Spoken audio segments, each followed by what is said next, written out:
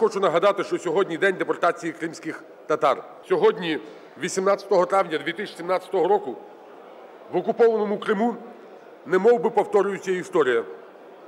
Але я переконаний, ми звільнимо Крим від російських окупантів. Вірю, що кримськотатарський народ знову буде вдома. Ми дуже цінимо і ми просто вдячні українській нації за ту підтримку вселенську, яку ми всі отримуємо. Біль 1944 року і біль 2014 року не лише об'єднали всіх нас, але й вимагають від нас, аби вистояти, зберегти Україну, звільнити Крим.